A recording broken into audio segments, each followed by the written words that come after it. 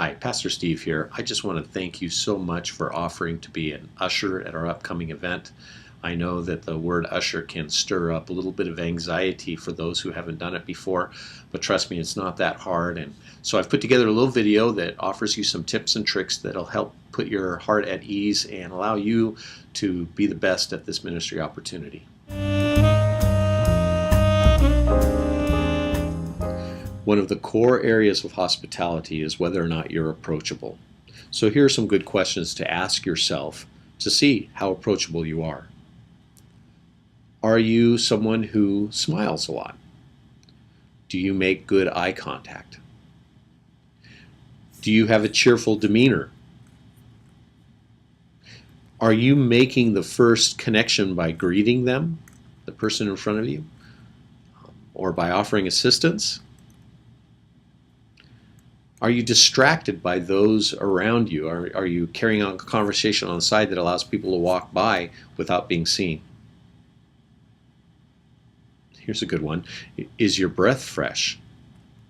Did you know we keep mints at the information booth just in case? Here's a tough one. Are you dressed appropriately? Across the culture, across the life stages, we find ourselves sometimes in different modes of dressing.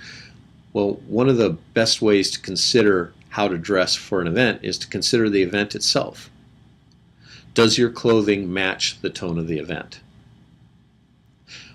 Or does your clothing bring attention to you above those you're trying to serve?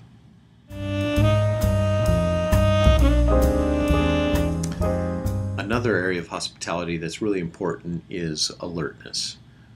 Are you aware of that which is taking place around you so that you could have the right responses to them?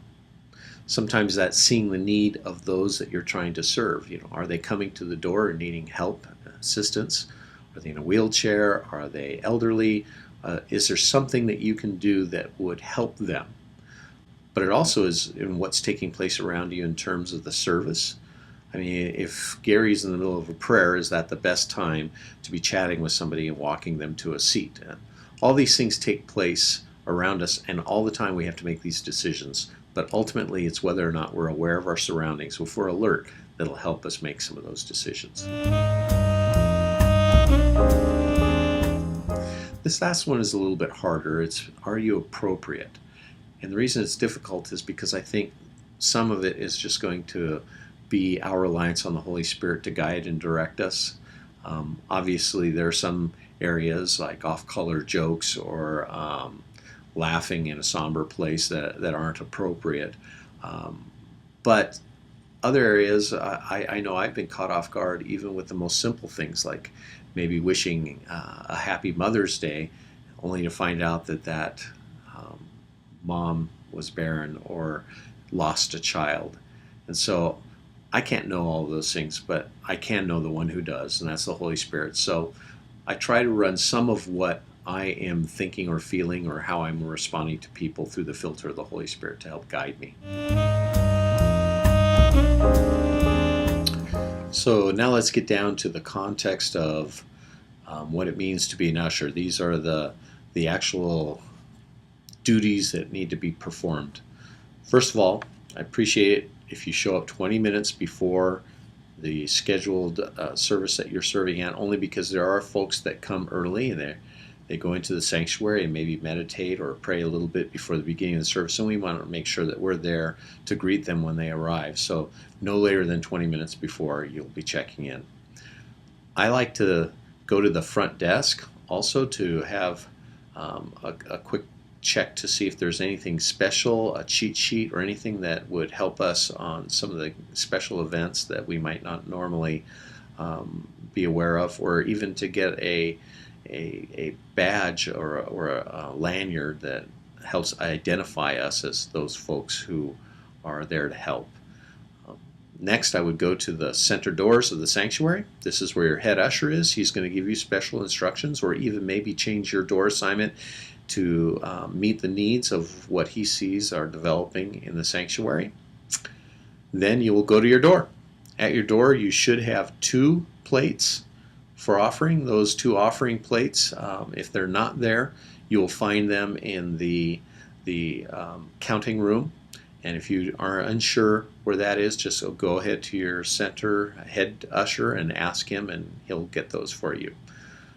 Next, you also want to make sure that you have enough bulletins to pass out, because you're going to be standing with the door. You'll prop the door open with one of the provided door stops, which, by the way, those door stops are only to be in there while people are coming in and out. Once the service begins, it's important that we take those away, and that way we're not violating any of the fire codes. Next, you'll be there just standing at that little alcove by your door, passing out the bulletins, making eye contact as people are coming in, smiling, and being aware of those that might need special assistance, like those who are in wheelchairs or elderly, and maybe even someone who's looking for someone in particular. You can walk them to the seat. Sometimes the rows are very full on the ends but empty in the middle, and be aware that the person that is going to try to get to those empty seats might be too embarrassed to ask the person who's sitting at the end. So maybe you can walk down with them to help them find that seat.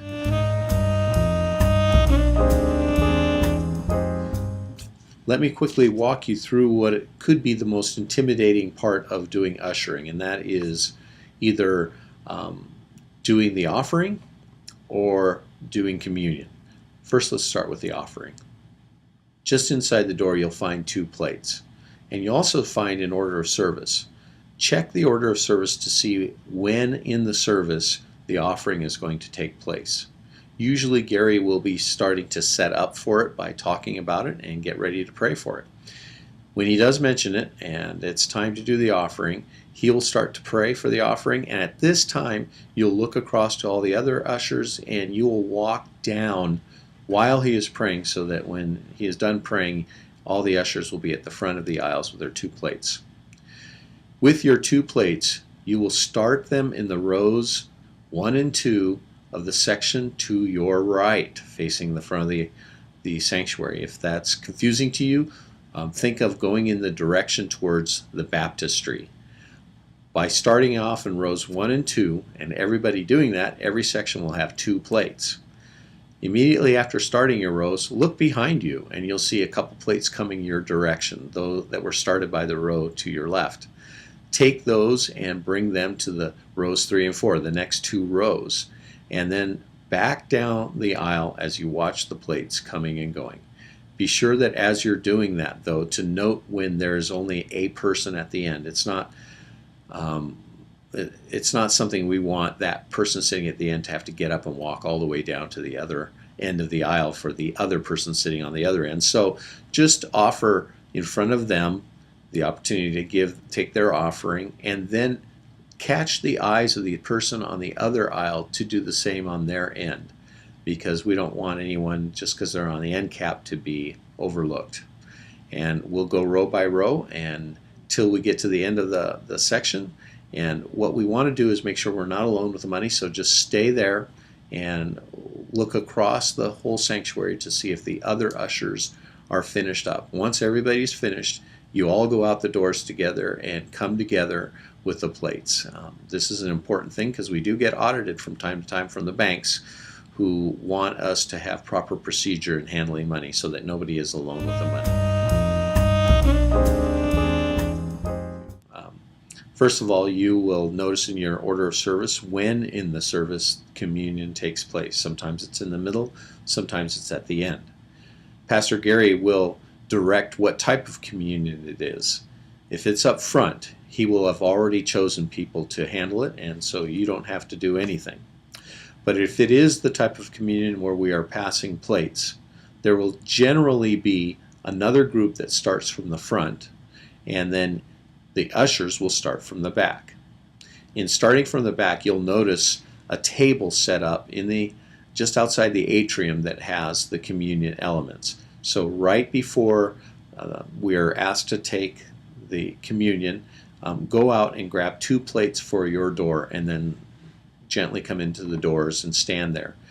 Gary will explain what communion will look like, and then he will go to the front and allow that group that is serving from the front to get their plates. Once those people have come back to your row and start it from the front, you may start serving from behind. And in the same manner, you'll take your 2 plates starting with the back row and then the next to the back row going towards a baptistry or to your right. And once you let go of those plates, then you will also check behind you. It's important to serve the very first person of the row so that their hands are free to hold it for the next person. And then also it's important to be aware of what's coming from behind you, because you don't want somebody who is maybe on the weaker end of life holding this heavy tray of communion elements and shaking and maybe spilling some of the elements all over themselves. So graciously be there to receive those once they come to the end of the aisle and start it to the next aisle. Eventually, you will catch up to those who are working from the front to the back.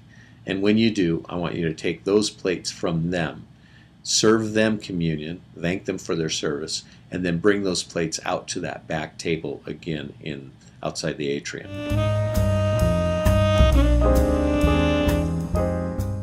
Quite often after communion, we will take what's called a benevolence offering, and sometimes this is even called a special offering.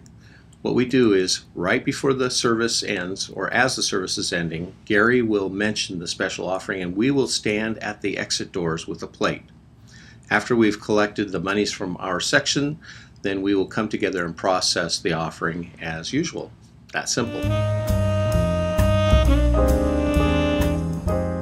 Well, I hope this video was helpful to you.